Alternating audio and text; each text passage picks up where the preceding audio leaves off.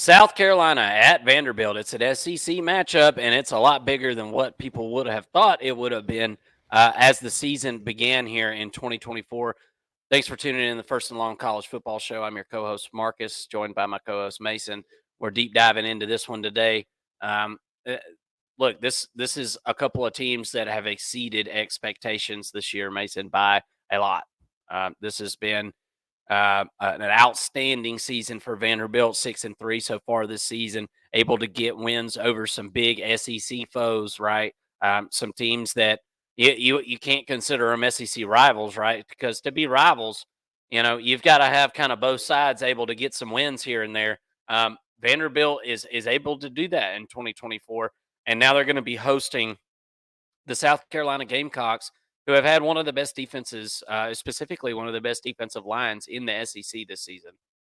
This is going to be an awesome matchup, and I'm glad that we're able to break this one down in our big game portion of our show here.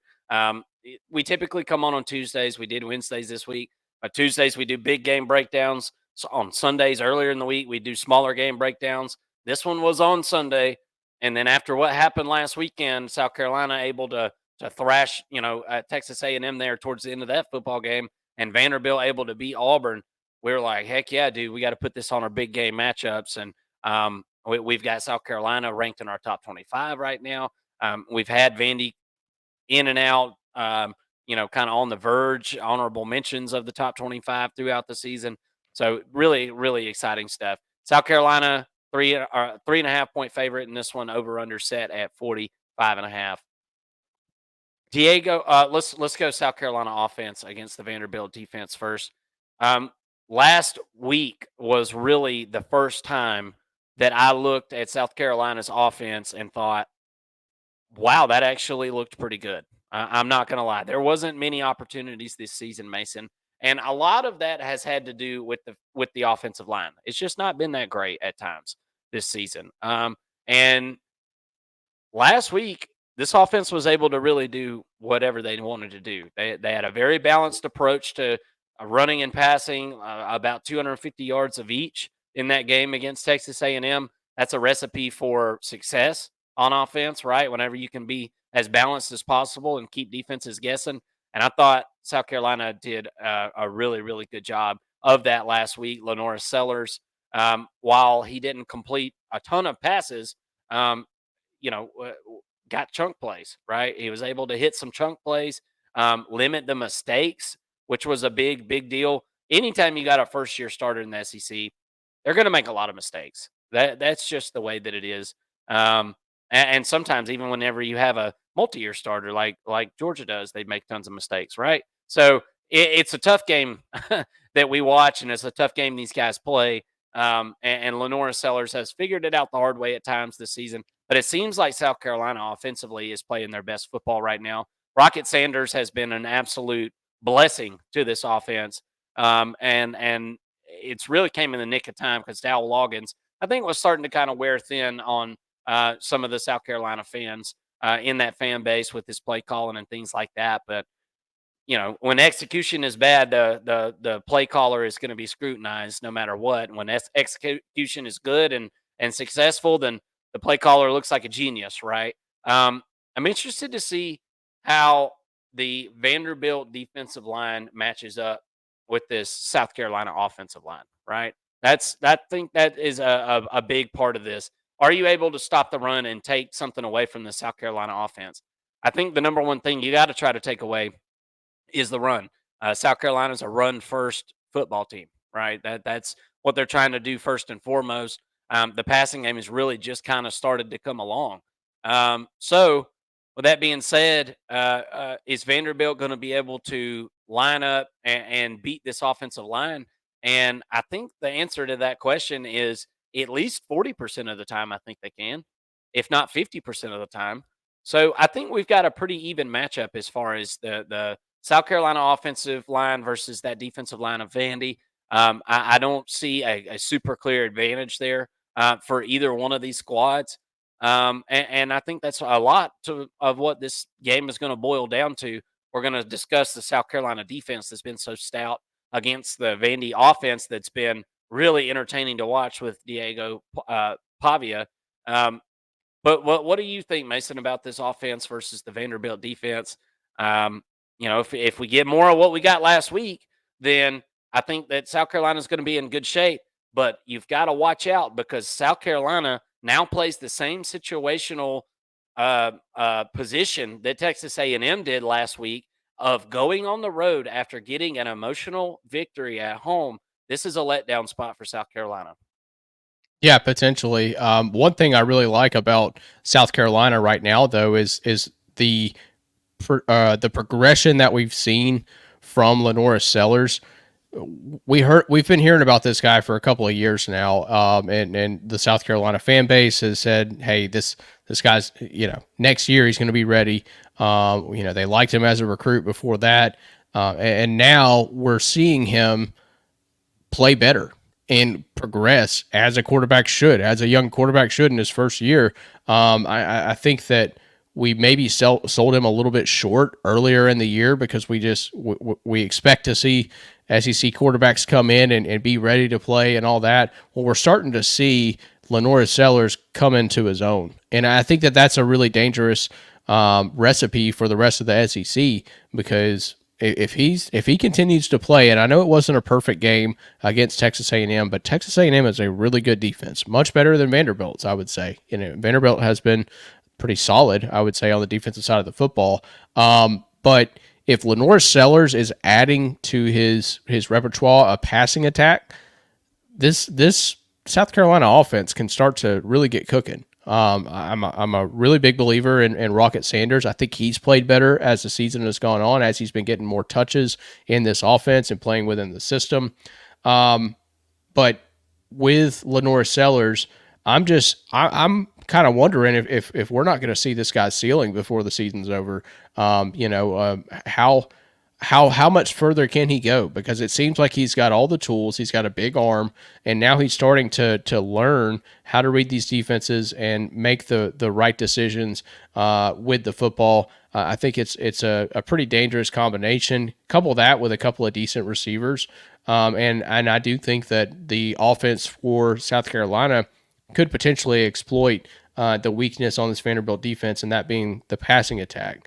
One thing that's really helped this Vanderbilt defense out a ton is their offense. Their offense has been able to really keep them off the field and give them the breaks and keep them fresh for the most part because it is a thin unit or it is a thin team just in general. They don't have 4 stars behind 4 stars or anything like that. So the offense for Vanderbilt has really kind of helped this team out a lot. We'll get to them in just a minute, but the defense has played solid. I mean, I don't know what else you can say about the Vanderbilt defense. They're much improved, and they're playing pretty sound fundamental football. They don't have the athletes that some of these other SEC programs have, but they play within the system really well, and they don't make a ton of mistakes, I think, on defense. When they get beat, it's because they got outmanned for the most part. I'm anxious to see kind of what South Carolina offense shows up and if they can continue to progress like they have the past couple of weeks. As you said, the soft spot on this Vanderbilt defense is certainly that pass D. And so I think if you're South Carolina, you got to figure out a way to take advantage of that. And I think, as I said before, if you're Vanderbilt and that defense, you got to try to take away something, right? And I think the run game for South Carolina is something that you may have the ability to take away, and something that would really kind of put a kind of rain on the parade of that South Carolina offense and what they're looking to do down in and down out for sure. Um, so let's talk about the Vanderbilt offense versus this South Carolina defense, right?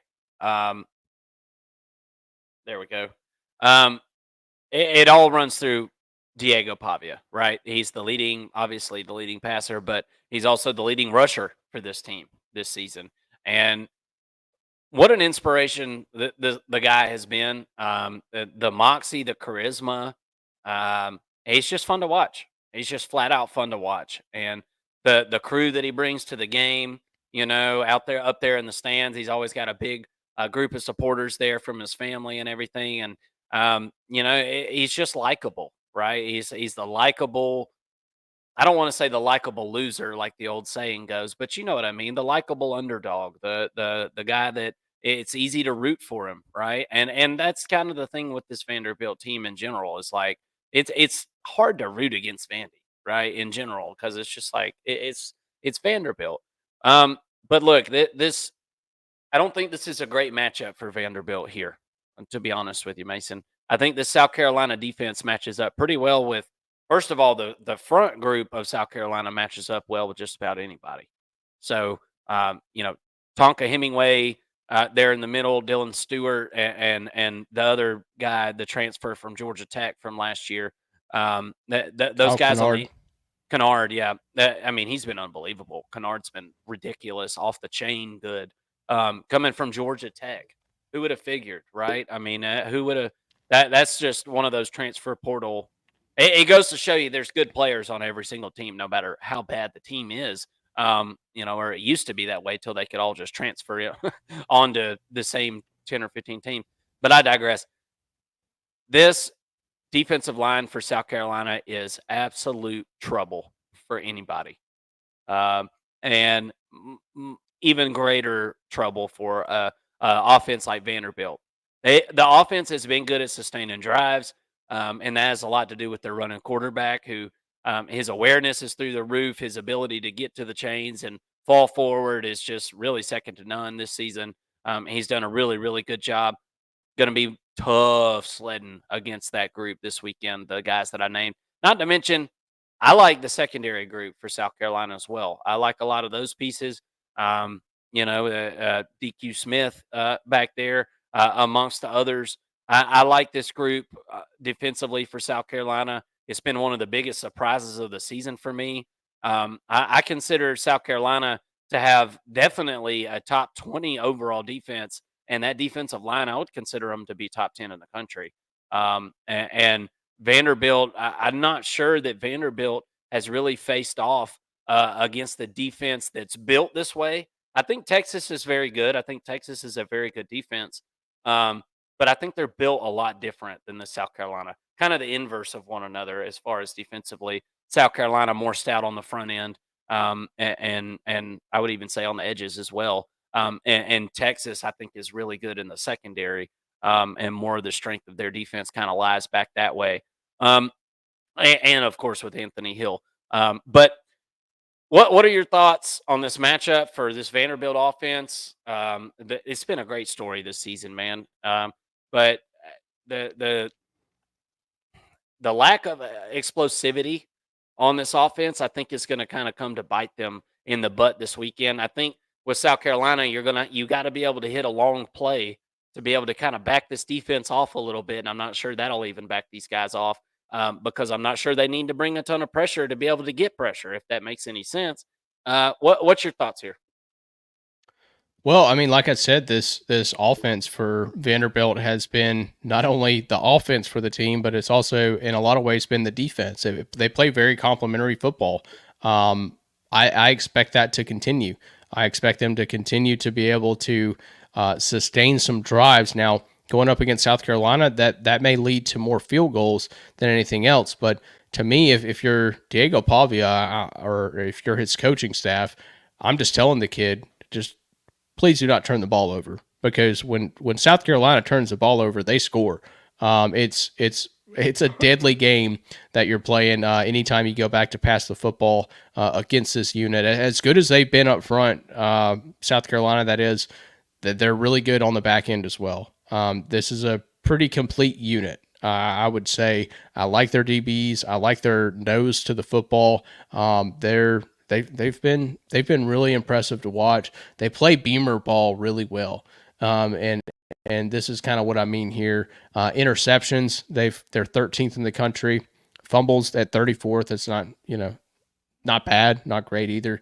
Third in the country in sacks at just about 4 per game there. And then you look at the flip side, the offense for Vanderbilt, they've been pretty good at stopping sacks. That has a lot to do with Diego Pavia and his ability to escape the pocket.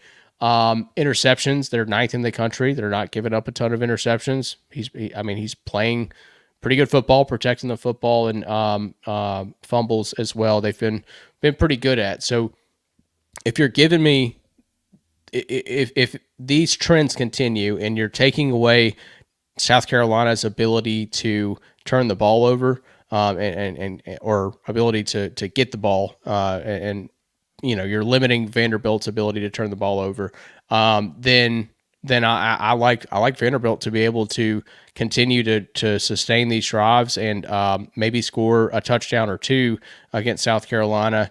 But ultimately, I think that a lot of these drives are going to lead to field goals, which still kind of does their job when it comes to playing complementary football and getting the defense off the field, giving them that time to rest and catch their breath and whatnot. That's to me, that's an effective game plan for Vanderbilt, and that's what they need to do to be able to succeed in this football game. Keep the defense off the field as much as possible.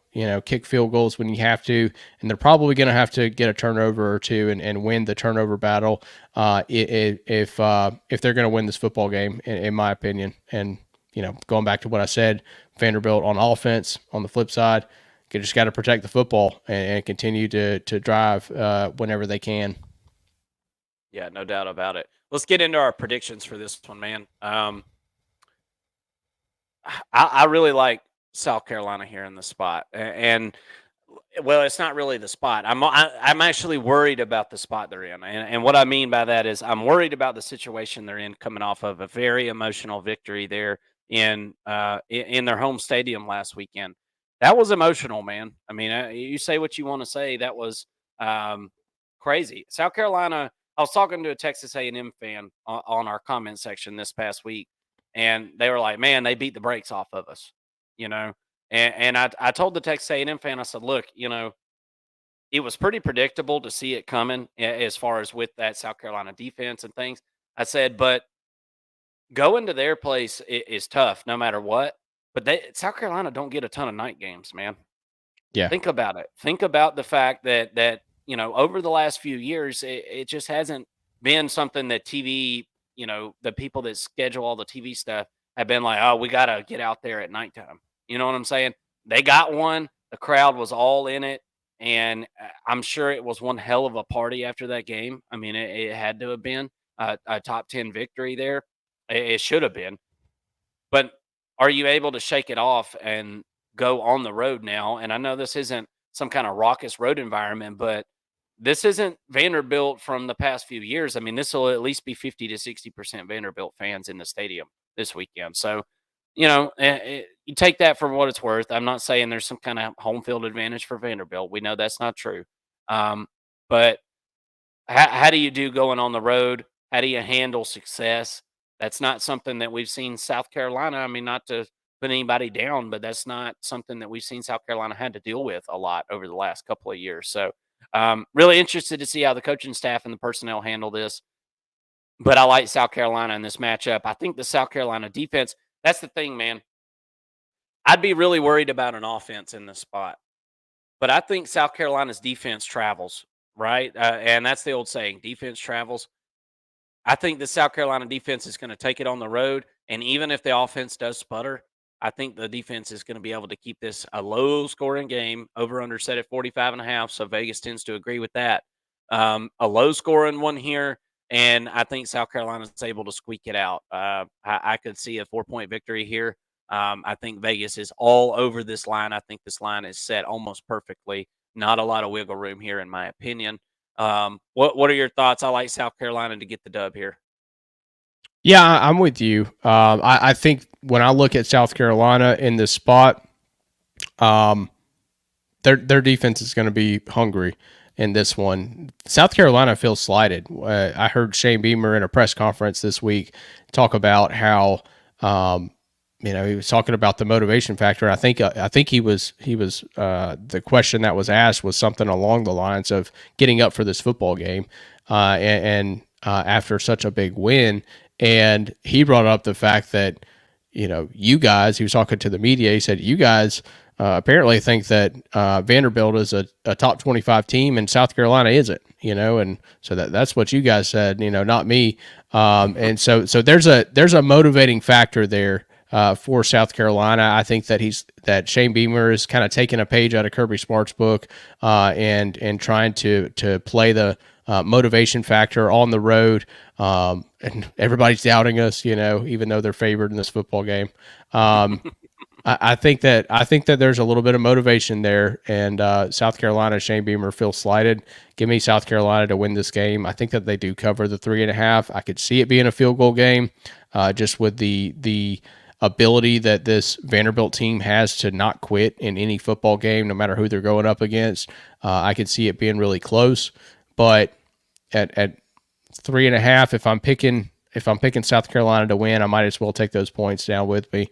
So give me a South Carolina cover in this one.